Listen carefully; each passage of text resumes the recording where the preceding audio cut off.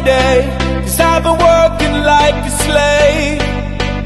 Creeping towards the weekend, envy I'm able to shine, bringing me down to the deep end. Back off, and let me lose my mind.